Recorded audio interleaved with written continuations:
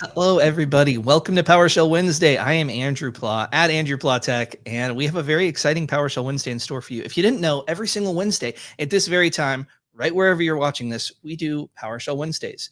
And we also upload the recordings to YouTube afterwards. So if you miss it, you want to go back, well, it's there for you.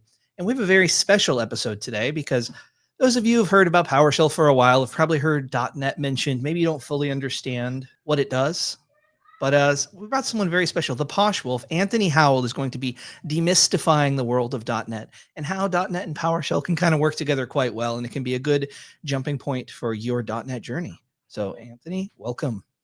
Great. Yeah. Thanks for having me, Andrew. This is awesome. Are you ready to share screen and take it away? Yeah. I'll Cool. just give a quick add a little more color to the introduction. We're all familiar with PowerShell, and if you're not, this is a great place to start listening to this. But PowerShell itself is built on .NET, and so that gives us a lot of power inside of PowerShell to do a lot of things that .NET people can do with C#. And so I want to walk through, first off, talking about what types are in PowerShell. If this is a refresher, that's fine. And then get into .NET specific stuff, and then talk about some of the differences, doing some discovery around .NET types, that sort of thing. So that's what I want to get into today. Awesome. So just to start out, like an introduction to types. So types in PowerShell, we have, if you've heard the term like primitive types or base types, those are like the types that are built in that are used to make other types. It's one way to think about it. There's a lot of different definitions for those, base or primitives, whatever you want to call it. But string is one of them. It's like one of the most basic, right? And if we run this string, with double quotes here, and it can be made with double or single, it just down at the bottom here, we just see the output of string, right? And we know it's a string just because, if you worked in programming long enough or scripting, it's just kind of second nature. But we actually look at the type of the string, and this get type method is available on all objects in PowerShell. We look at the type, we can see down below that it is the type of string. Very, very simple, right? And we can do the same thing with an integer. So if you look at 42, for example, we see the output. We can't do, I'm really curious if we can do 42 get type. I don't think this is going to work, but this is going to be funny. Yeah, I didn't think so. Okay. So we'll assign it to a variable, the answer to life, the universe, and everything. Look at get type here, and we can see that's an int 32 specifically. So it gives us a maximum size. I did have to look this up. I didn't remember this, but was that 2 billion, a little over 2 billion. And then we also have like a Boolean, for example. True resolves to true. And if we look at the get type of it, it's just a Boolean. And then date time. This is a more complicated object, but it's the same kind of deal. We can look at the get types for this, and it's a date time. Now, what's interesting about all of these types so far is they're all technically .NET types in PowerShell, and even a hash table too. So hash table is just a bunch of key value pairs. A very basic one, key equals value. We look at the get type of it, and we're going to see it's just a hash table. And so what I'm trying to drill home here is that on every single object type in PowerShell, you can look at the get type method. PS custom object.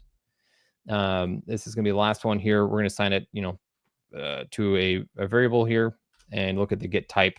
And again, it's just a PS custom object.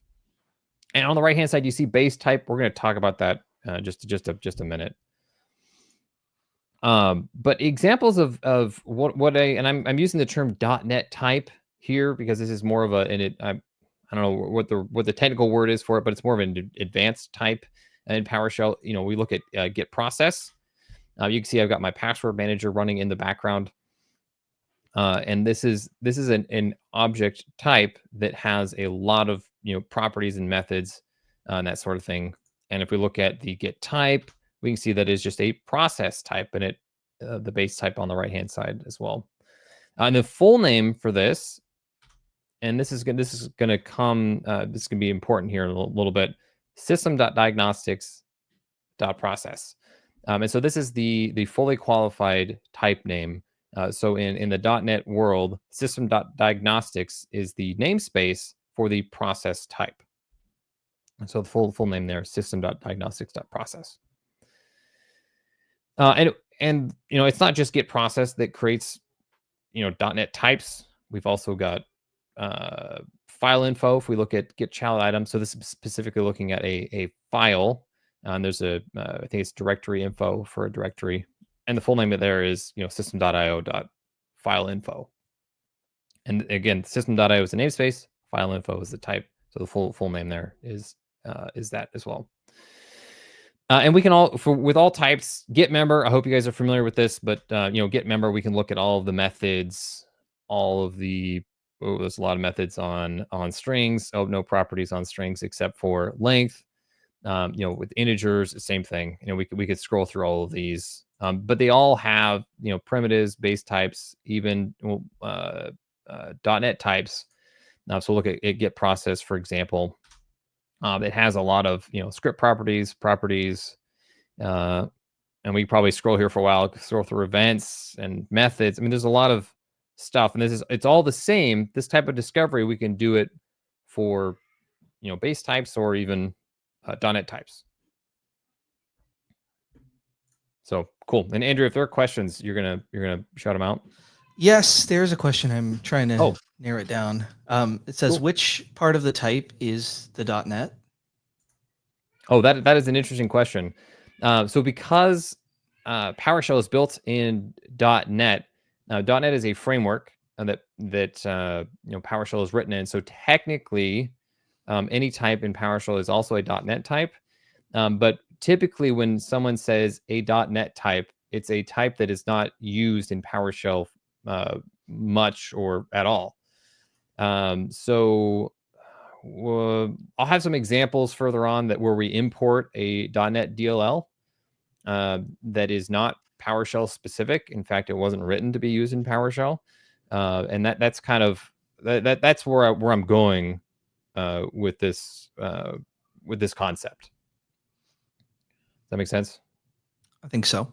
Okay. And I just want to emphasize one thing. You kind of touched on it, but whenever we say types, it's a type of object. So all these different types of the different objects that are available. Yeah, absolutely. So really, anything you can assign to a variable will have a type associated with it, and it's really confusing in PowerShell because PowerShell is not what's called a strongly typed language. So you can use your string for 100 different things, whereas in like C#, for example, every method, every usage of a variable requires it to be of a very specific type. And we'll talk about some more advanced like polymorphism here in just a little bit.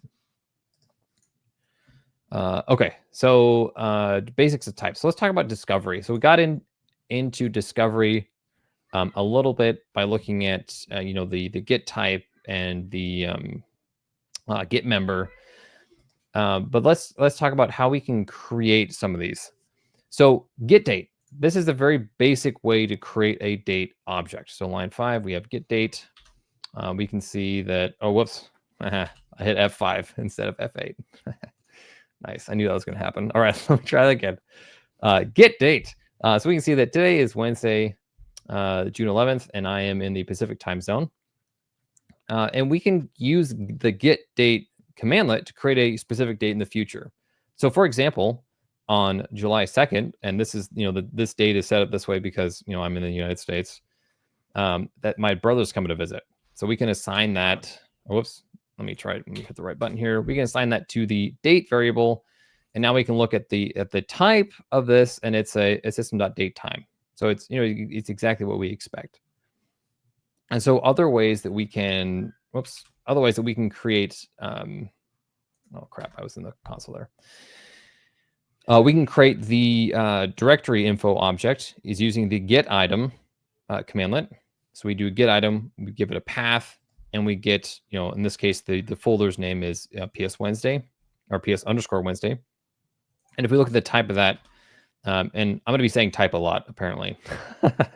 The type is system.io.directory info, right? So that we can create a directory info object using that commandlet. And get process, this is how we create a process object. We saw this previously, so I'm not going to spend much time on that, the system.diagnostic.process. And one of my favorite commands ever in PowerShell is get command, get command. It's a valid command in PowerShell, interestingly. So if we get command, we can see that the get command, we can see metadata about the get command commandlet. And so in this case, this is a system.management.automation.commandlet info. That's what type of object that is. And we created that object type using the get command commandlet. And so there are other ways we can create objects in PowerShell using the new object commandlet, which makes sense, right? One of the things that is amazing about PowerShell is how the commandlets are named. New object clearly creates a new object. So we can pass an argument list. So in this case, the year, the month, the day, and I'll show you how we figure that out in just a minute. To the new object type names, we got date time for the type name. And so if we run this line, we get the same thing we saw before, a date time object. We can also do that for the io.directory info, or for systems.diagnostics.process. But one interesting thing about this is there's no information about the process because I didn't pass it an argument list. So I'm going to talk about how to figure out what arguments to pass it. And then when we try to create a command info object, the language we see below is that a constructor was not found. So in the .NET world and in any object-oriented programming language, when you define a type or a class, you also define a constructor so that anyone consuming that object, typically yourself, if you're the one writing it, you'll need a constructor. Oh, sorry, I think I already said that. But the constructor is how that object type is created. And so every time you write a class in PowerShell, you also write a constructor for that as well. And so in this case, this type doesn't have a constructor. And I want to show this because you may find yourself using a .NET type that doesn't have a constructor, and we're going to talk about some ways to work around that and how to do some discovery around that. So if we want to call a .NET type using .NET syntax in PowerShell specifically, this won't work if you go into C#. This is what line 30. This is what we're going to use. We use the namespace .type name, and so that namespace may have multiple periods in it. The double colon, and then the method name, and then inside of the parentheses, the parameters. So that's what a typical .NET call looks like. And this one doesn't run because there's no type that I'm aware of called namespace.type and a method called method with parameters of just a single string. So let's look at an example here. Line 34. If we want to create, whoops, I didn't update the date on this one. 25/06/11. So if we want to create a new datetime object, we use the new method, which is how you call a constructor in .NET, and we pass those parameters. And this, again, creates a datetime object. And as you might expect, for the directory info object, we're also creating a directory info object. And if we want to create an empty process, we're using the new method, which again is the constructor method, and it creates an empty one. And interestingly, for command info, there is, it says it can't find an overload for new in the argument count 0. One thing working with .NET is you'll get this specific error message a lot, and it's hard to know exactly what that means. So I want to walk through some discovery approaches you can use to figure out what went wrong with the call. So in this case, we know because I've said so, we know there's not a constructor. But let's get down a little further where we can see exactly how to figure that out. So how do we know if a type has a constructor? So we can examine the datetime type by just declaring the type and looking at get type. But what's interesting is this returns a system.reflection.type info object. So reflection in programming languages, that means that we're examining an object type during runtime, which it's not something you typically do, but there are use cases for it. So if we pass it to get member, we can see that there is quite a few. Let's see. I might have to scroll quite a bit here, but there is a get constructors. There we go. There's a get constructors method in this reflection type. So if we look at it, and I'm gonna abbreviate here by looking just at the name of the constructors, we can see that there's quite a few of them, and the name isn't super useful here, but if we look at the command info type, for example, we can see that there clearly aren't any constructors. So that's one way you can use to figure out, does it have a constructor, does it not? And if you get that error message before where like that, this error message cannot find an overload for new with the argument count 0, while literally is true, it doesn't specifically tell us that method doesn't actually exist, which is interesting. All right, so if it does have a constructor, how do we know what to pass it? So a trick with .NET types is if you call a method without any parameters, it gives you information about that method. So if I'm going to run line 54 exactly as written, down below, and the output's a little truncated here, but it tells me every single way that I can run that new method and all the different parameters we can pass to it.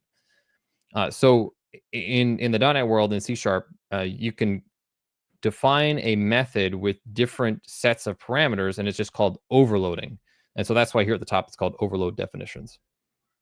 And so what we're looking at, and I'm going to focus above here, is the first string that we see. So date time in this case, that is the output type.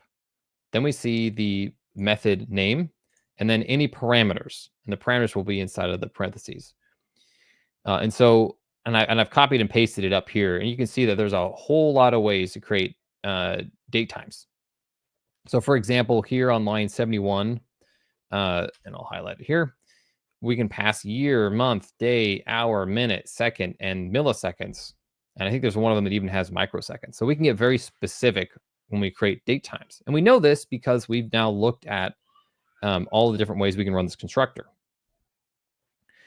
And if we're working interactively, this is another thing I love about PowerShell is all the interactive discovery. So if we just type in, let's see, open square brackets, let's see, date, time, close square brackets, double colon, and now I just tab, I can see all of the different properties and methods that are on this type, which is really cool. So if I wanted to interactively go through these, I can do that. That's one of the things that I do a lot when working with .NET stuff.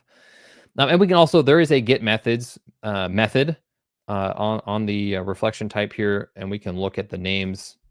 So we can see that we can look at all of the methods easily by running that method. So static methods are methods that are on a .NET type, that are on the type itself, not on the object. So when we create a date time type, we're creating a date time, an object that has a type of date time, and it has all kinds of methods and properties on it. But the date time type itself also has the now static method, for example. So we can see what now is, and that's literally the same as running get date in PowerShell. And also we can look at, let's see, date time. If we tab through here, we can see there's also another static method called max value, or static property. It tells us what the biggest date is that we can that can be represented in .NET. So we know that sometime between now and December 31st, 9,999, Microsoft probably will want to update that. And there's other methods as well. So for instance, there's the days in months. So if we want to figure out how to run that, we can pass it to we can pass this to get member, and we can see that. This output is really confusing. Actually, I don't remember why I wrote that in there. But if we want to run date time, days, and months, if we want to run this and we don't know what parameters to put there, like I have 2025 and 06, but if we don't know what those are, again, we can run that method without the parentheses, and we can see that it takes an int year and an int month. And so now we know that line 94, it'll run and it'll tells us that there's 30 days in the month of June in 2025. I got a question. Yeah. So we're in the real world. We've learned this Mhm. stuff. Like, how are you finding out how to like these overloads and things like that? Are you doing this method, or do you go to the docs? Do you try and find a blog? That is a great question that I'm going to talk about in a just a little bit. Forget I said it. No, I will remember, because that is a really good question, because I know, actually, no, I'm going to save it. We'll talk about it. I have some notes on that where we're going to import a non-standard .NET library and then talk about how to do that discovery. Okay, cool, sweet. And the reason I'm running through things like datetime is it's built into PowerShell. Typically, you'll use the get date commandlet to create and work with date times. But sometimes you find yourself, well, how many days are there in a month? And I can't think of a specific use case off the top of my head where that's useful. But this is how you can do that, and doing discovery on the datetime type. But yeah, that is a great question, Andrew. Thank you. And so another way that we can dynamically invoke methods is using reflection. So we can actually assign this method to a variable. And so we're going to do that here. If we examine that that object, this variable is now a method, which is strange to think about, but we can invoke it with those same parameters as before, and it gives us the same output. And so this opens up some really weird edge cases where you have to dynamically pick a method and then invoke it. And if you find yourself doing reflection, you might want to rethink what you're doing and really think about whether or not that's what you really want to be doing. But I just wanted to share that because it's a really funny edge case.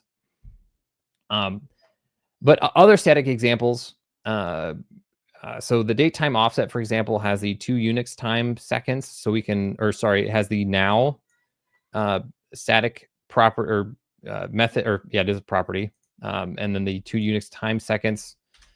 If you ever find yourself having to work with Unix time, like, we can do it in PowerShell. And there's also a from Unix time seconds on the date time offset type.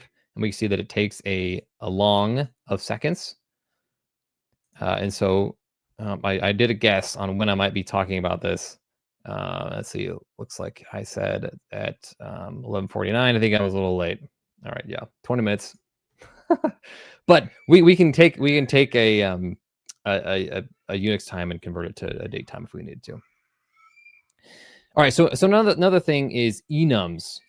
So in PowerShell, I'm not sure if you guys are familiar with what an enum is, but it's essentially like a set of predefined values you can pass to a property on a type. So think of a validate set when you're creating a function. And so, for example, set execution policy, that uses the execution policy parameter on that uses an enum.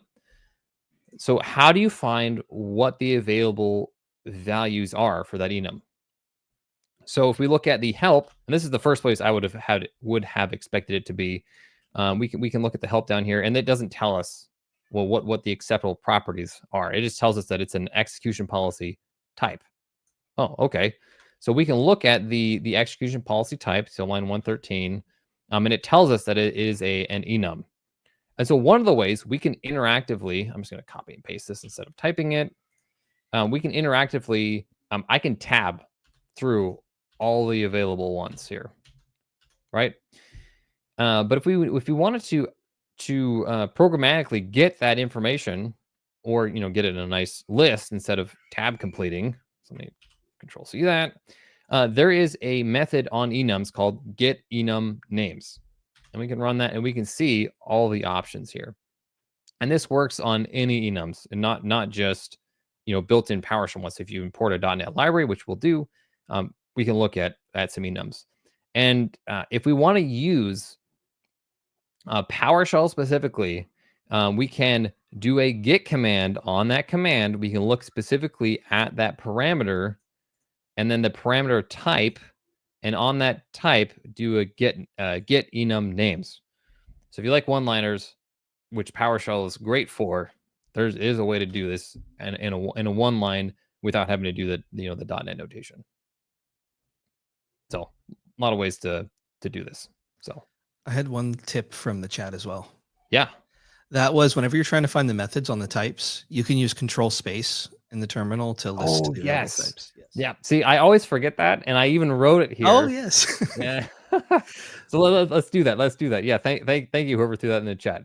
So I'm gonna type this in here, and I'm gonna control space, and yes, it gives you the all the available options here, and I'm using the arrow. Oh, you can see that I'm using the arrow keys to go through here, and I can select one of these and then hit enter, and yeah, that's a great call out. Thank you for that.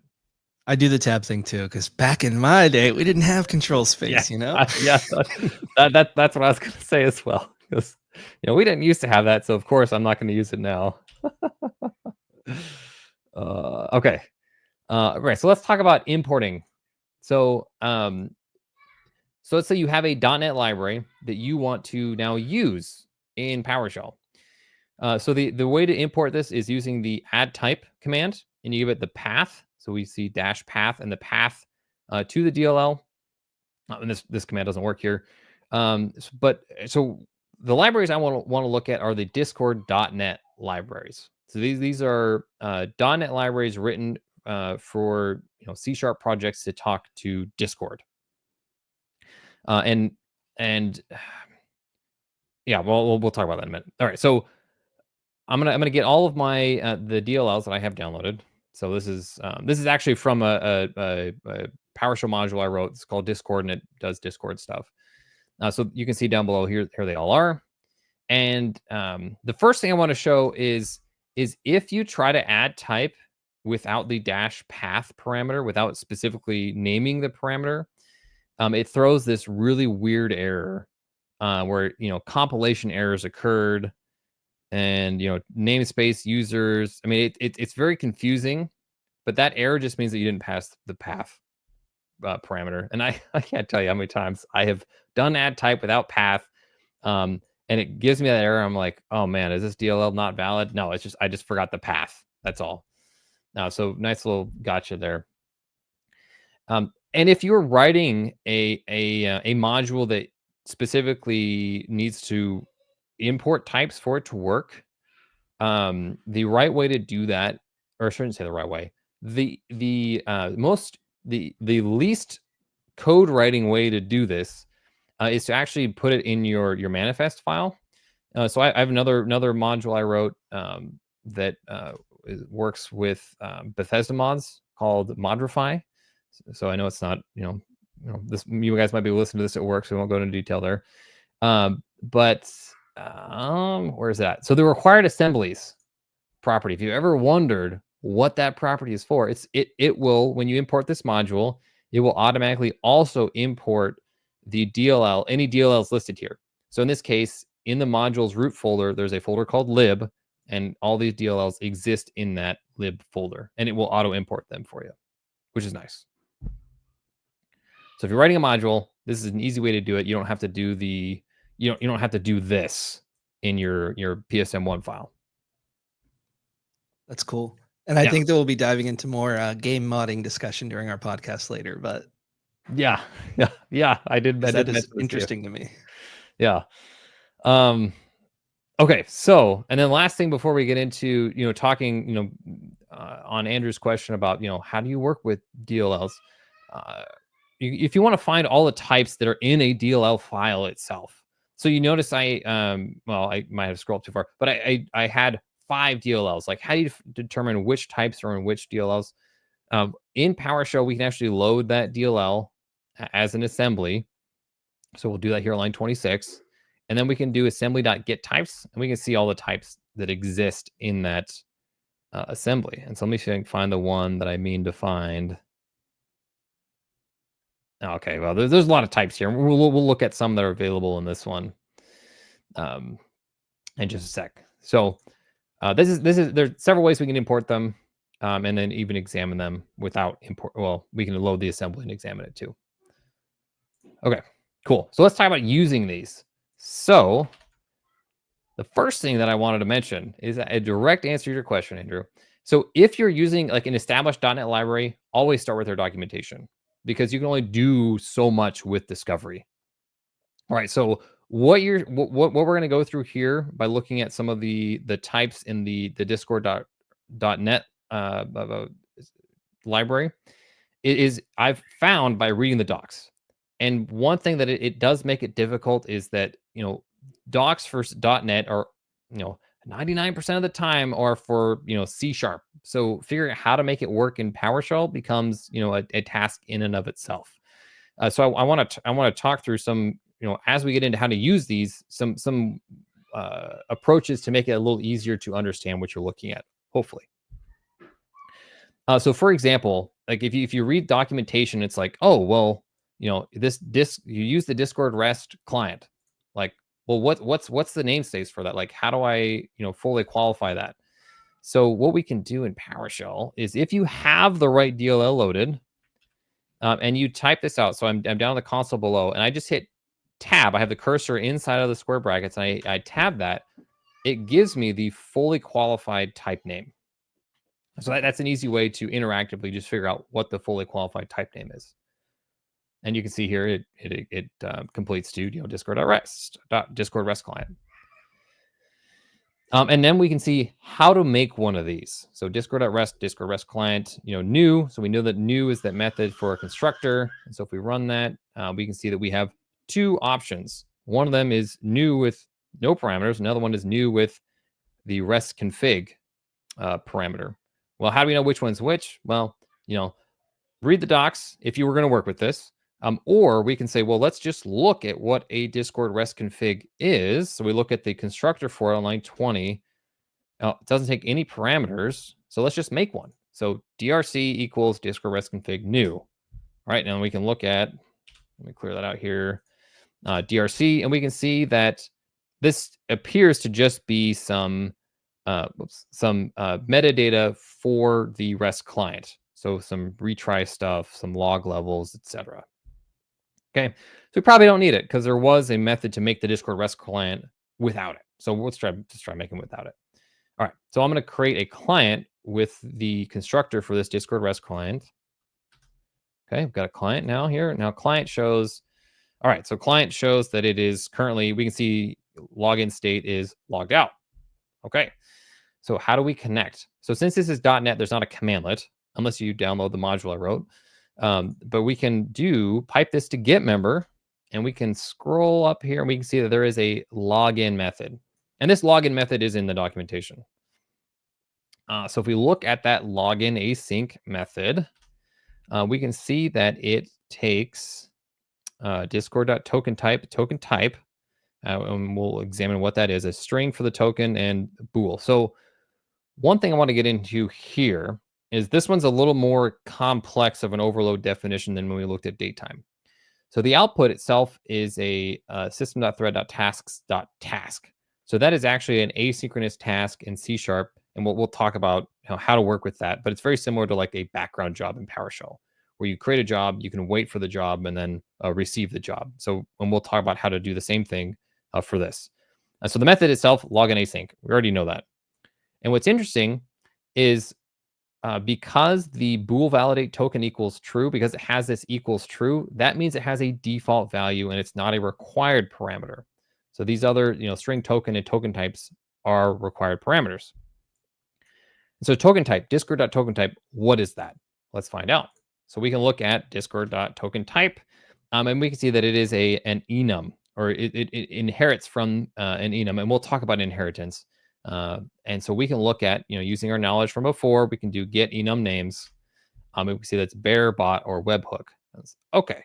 So if you're familiar with Discord, then we know which one to use. So in this case, we're going to use the bot type. All right.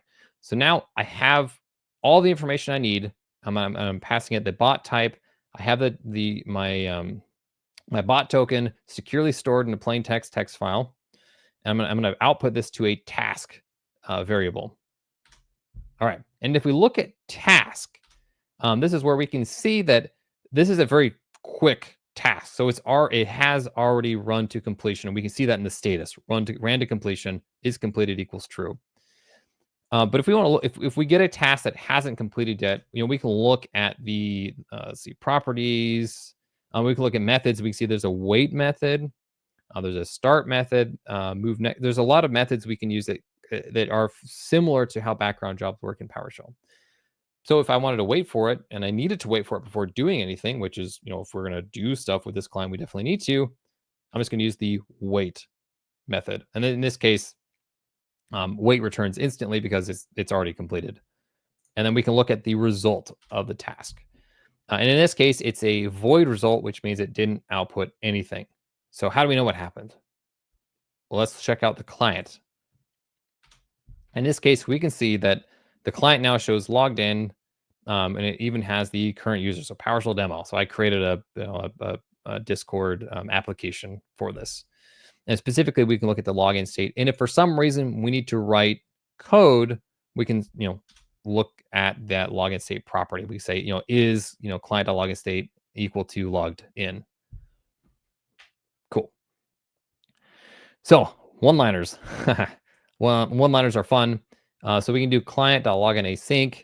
And then because this first part, the login async returns a task, we can wait that task and then look at the result. And so if we run this whole line on line 72, we get nothing because it waited for the login process and there's no result returned, right? And as we know from using set execution policy, we don't have to specify the fully qualified name of the enum. So we've done that here on line 72. We can just pass double quotes or single quotes for the string representation of that. Cool. So that all works. And so again, this is something that, if you're working with a .NET library, there's a good chance it has documentation, with which the Discord.NET library does. And so definitely that's what you want to be reading to understand, where to go. Cool. Any questions on that? Are we doing good? I think we're good so far. Cool. So another thing. So if you guys have or have not, and what we can actually look at one, looked at a C# file, .cs. Here, I'll bring one over. So this is from the Discord.NET library. Whoops, I'll zoom it in a little bit. These usings at the top make it so that further down in this file, they don't have to specify fully qualified names of types. So for example, and maybe I should have chosen one with an example that I was able to point out quickly. But earlier we saw system.io.directory.info. So if they wanted to use that in this file, because they have line 5, they're using system.io. They don't have to specify system.io.directory.info. They only have to specify directory.info. And so that's why I called out on the previous script is this autocomplete idea, is that we need to find the fully qualified name. We can. And so in PowerShell, we can also use using. So this is really cool. So on line 3, if we say we're using namespace system.io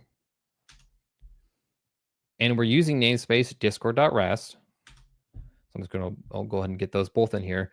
So before we did system.io.directory.info, and we created a new directory.info object based on the parent directory. That works. But now we can say directory.info and create a new based on the typo, based on the parent directory. Really, that's not going to work. Did I mess that up? I literally was just testing this. Oh, there we go. Okay, so maybe it's only one. Maybe I have to run them as a single block. All right, there we go. Something I learned. You have to run them both as a single block. There we go. And then line 10 does actually work. Okay, cool. Interesting. Typically, you'll see these in script files and not used interactively. Cool. And then I do have a link here if you guys want to look about. There's an about using. So if you do help about using, you can read more about the using.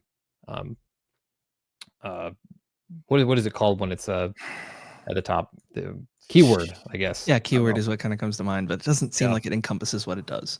But I think that's a really good call out, because this is something that before you actually dive into things, you're probably going to run into this in some scripts where it's like, wow, they have a really short type name. But the reasoning is often because of using. Yeah. And the same when if you're reading C# documentation for a .NET type you want to use in PowerShell, is all their examples will have, using whatever at the top, and then the short version of the type. So we can do the same thing in PowerShell, which is cool. And then again, just to emphasize this Discord REST client, we can create a new one without the full, discord.net.discord or whatever it was. I don't remember even. But we don't need the fully qualified name here. All right, let me save that. Cool. So generics. This is something that we could spend a lot of time talking about and confusing even myself on. But I wanted to talk about generics because a lot of .NET libraries are written to use generic types.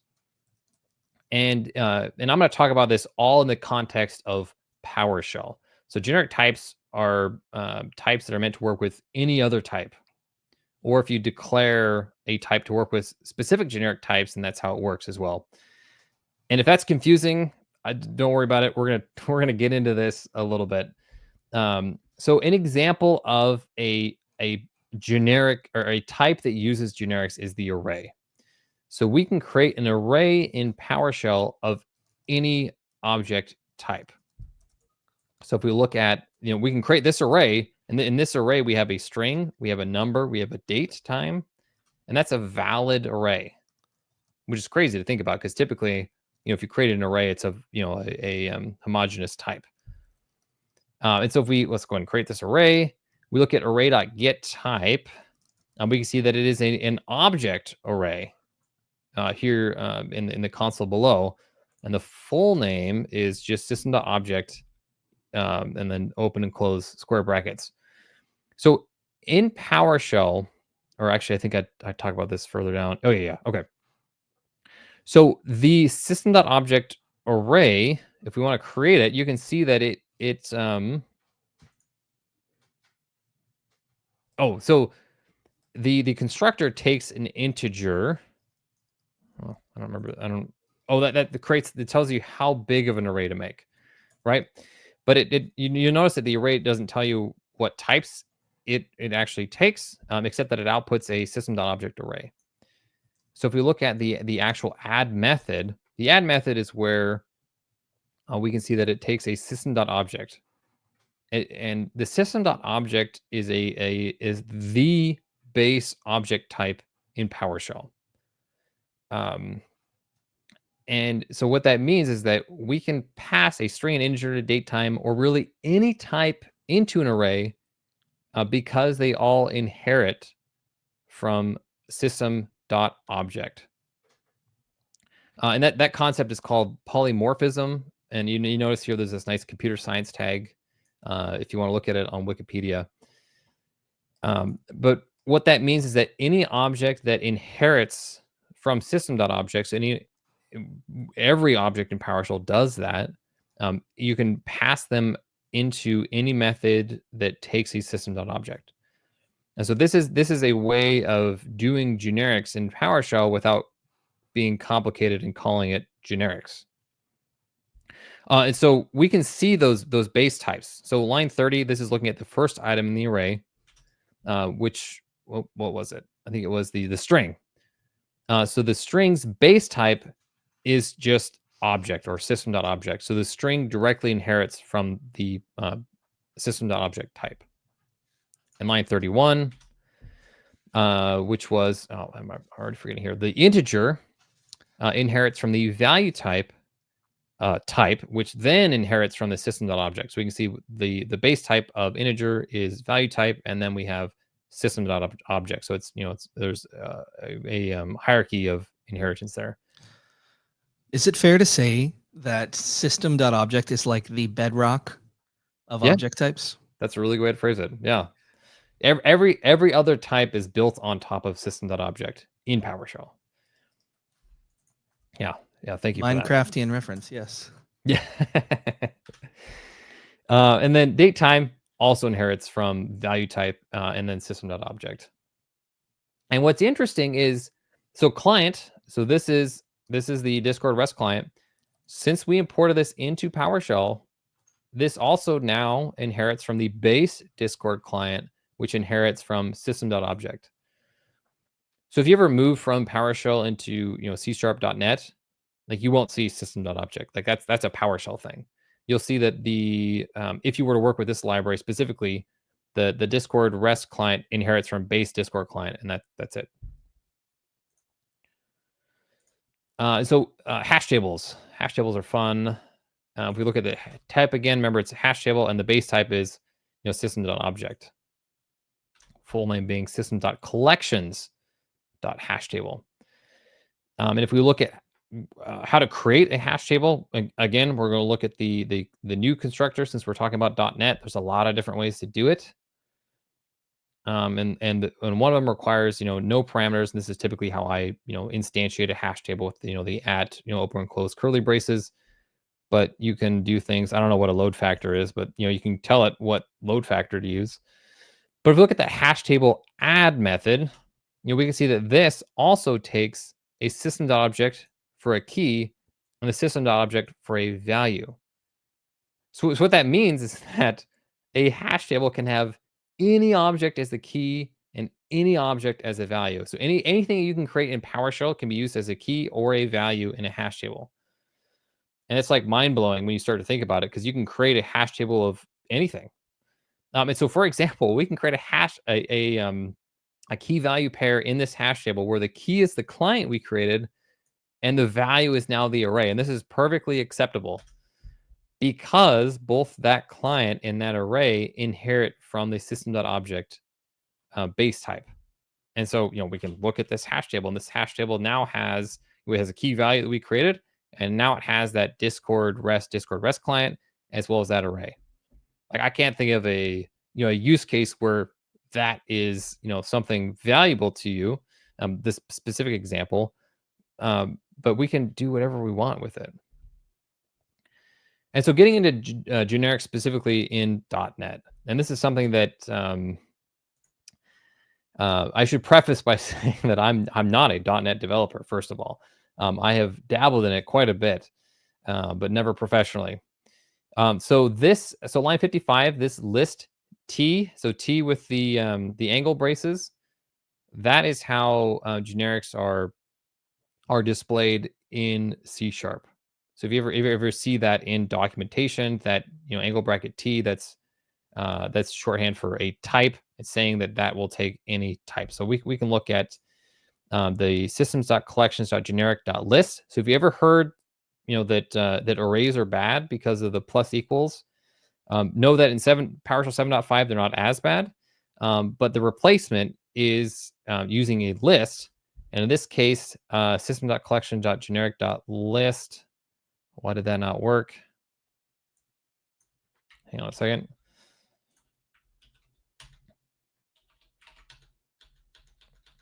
Oh, here I'm just going to tab complete when I could have control spaced it, but I'm already too far gone. Oh, iList. Linked list. Okay. Oh, I think it's because maybe because I had the link here to cover. Oh, yeah. It's because I meant to go to this link instead of. Sorry, guys. So if we look at these, this is .NET documentation. So again, this isn't geared towards PowerShell. But if we look at systems, so this is the systems.collections.generic namespace list, and we have that list in T inside of the angle braces.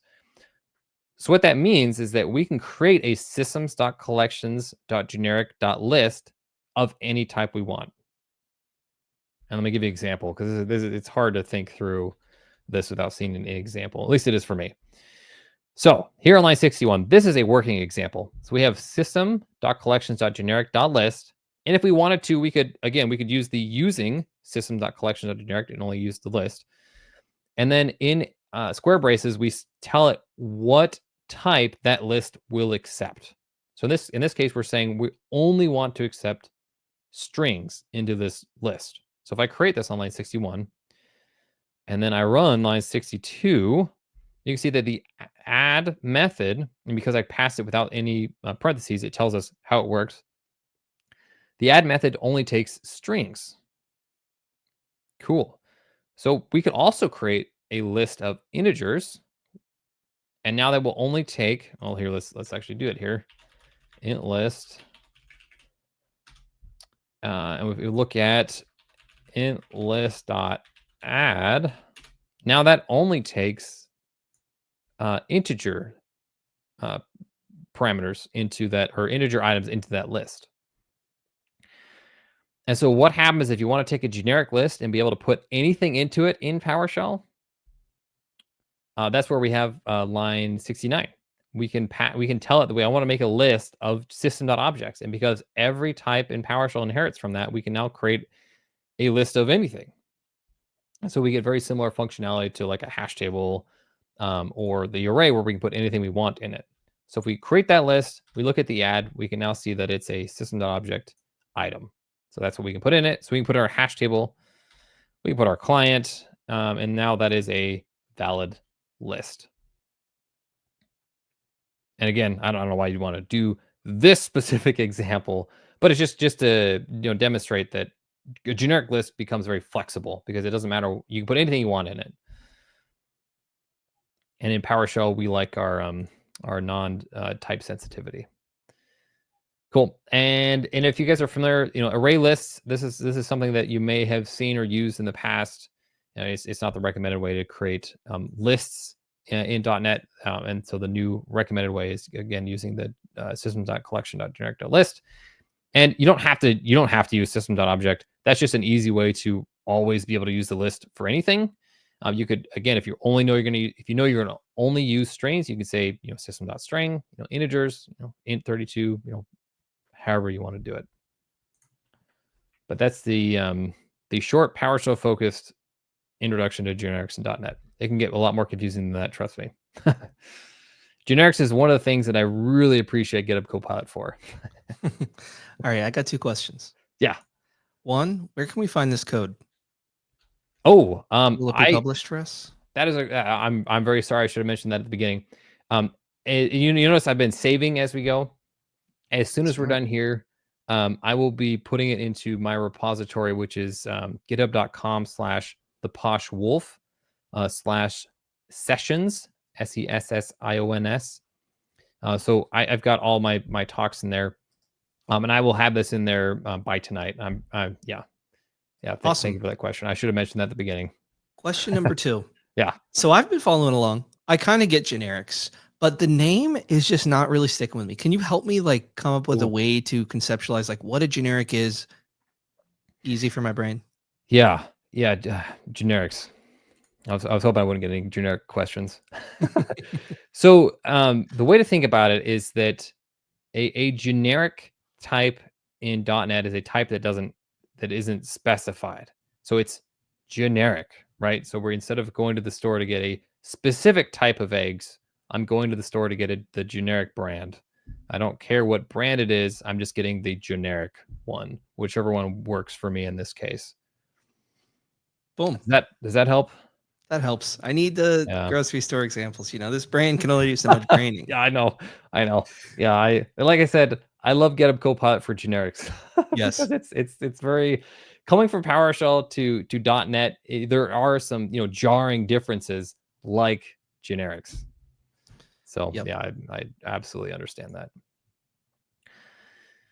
Cool. Yeah. So the last place I want to talk about it is there's a couple of other places that I just want to call out that we can absolutely, because .NET types are types, we can use them where we would use any other type. So for example, if you're writing a function and you're familiar with the output type decorator in functions, where we tell PowerShell what types this function is going to output, you can pass, .NET types. So if I was going to output like a Discord guild, I could say that this commandlet outputs discord.rest.rest guild types. And .NET type is just a type in PowerShell, so this works here. And same for parameters. So for example, if you had maybe this, an extension of the same get Discord guild function, We can pass it a guild object, and because .NET types are just types in PowerShell, like they work here. And so that was the final call out. The last couple of things that came to me while I was preparing this is that we can use .NET types like any other PowerShell types, and so they can also be used when you're writing functions. So yeah, that's everything I prepared. Glorious presentation. I think it's so helpful because like getting started with PowerShell, okay, you can get started, but you're going to run into a lot of this kind of thing as you go along the way, and having it demystified sooner than later is incredibly helpful. Yeah, and at the very least, I know this is pretty condensed because there's a lot of stuff we covered, but just having an idea of where to go, things to understand. Like a lot of this stuff is stuff that I wish I knew the first time I was like, oh, .NET and PowerShell, that's great. And some of this was I spent a lot of time figuring out how to do like discovery with .NET types. So Josh, hopefully it saves time. Yeah. there's a good comment from Josh here. In .NET, generics make it easier to reduce code duplication by using the same code to handle inputs of multiple different types. That is a great way to put it. And with thinking about that, I can demonstrate what that might look like here. So with the generic .list, so since this is a generic type, that's one type that you can now declare and use for strings, for integers, for Discord REST clients. So imagine instead of having one generic list type, you had one generic list type for every single object type in .NET. That's a million types versus one generic type. So that was a good explanation. Thank you, Josh. He also adds, if you've used list type in PowerShell using what you have right there, system collections generic list string, you've used a generic type. So boom, hitting on the same point.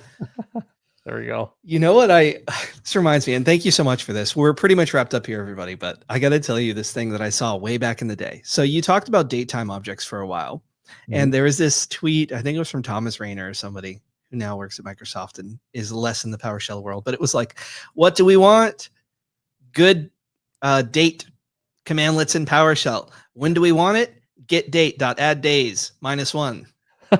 Because that's the way, if you didn't know, to change a date, you have to do like add days, and you can do a negative value or a positive value or things like that, which isn't the most intuitive for beginners. But that's why this talk is so helpful, and it'll be recorded and on YouTube for everybody to go back to. The code will also be there linked. Yeah, exactly. So if you want to get yesterday, you got to do that. Add -1, yeah. Exactly, yeah. When do we want it? Yeah. Well, awesome. Thank you so much for joining us. And we're about to get into a podcast here, which will be out on Monday. If people want to learn more about your journey, maybe we're going to talk about some more modding of video games, because that's just been an interesting topic for me lately, especially when you can use PowerShell for more things than just the work stuff, which the work stuff's incredibly important. But finding those kind of passion projects that can help you grow, because it sounds like dabbling with like the Discord thing and maybe the other stuff that you've dabbled with has helped you grow and have a better understanding of the stuff you talked about today. Yeah, absolutely. Oh, we got another comment. So nice from Stephen White, aka PowerShell Young Team. The get enum names was worth this just on its own. Config manager is full of them, and I need to trawl the Microsoft help to find them. Oh, yeah, that's a case where just having it in the documentation isn't good enough. So great. I'm glad that was helpful. That was one that took me forever to learn. I probably learned that one in the last year or two. Let's give yourself a little plug. So where can we find you? We enjoyed you. We want to check out maybe next time you're giving a talk, maybe whatever else you got going on. You have a blog. Do you have any socials that we should follow? Yeah. So I go by the Posh Wolf online. So I've got theposhwolf.com for my blog. I think I've got one post in the last 2 years. I've got 4 kids, so that's really why I don't post a lot. I'm on LinkedIn, the Posh Wolf. I'm on formerly known as Twitter as the Posh Wolf. I started posting on Blue Sky instead as the Posh Wolf. I'm on GitHub as the Posh Wolf. I'm pretty consistent on my socials. So awesome. I think that's about it. I'm not on Instagram or anything else. Well, we will connect with you there. Thank you for joining us today. And thank you everybody out there for listening. every single Wednesday we're here. We're growing together. We're learning together. We're seeing people's flourish in the PowerShell community. Shout out to Dustin Gradgenson and Judd Messel holding down the Discord chat. I know there's some issues over there. Hopefully everyone was happy with the LinkedIn experience, and maybe we'll be exploring some new platforms as well. Maybe a little YouTube actions in our future. I don't know. I'm not going to make any promises, but you know, when you say it live, you kind of do, right? Yeah, it's recorded now. Awesome. Well, I'm going to end the stream. Thank you, everybody, for joining us. Thank you, Anthony Howell, aka the Posh Wolf. Thanks for having me. Oh! Yeah.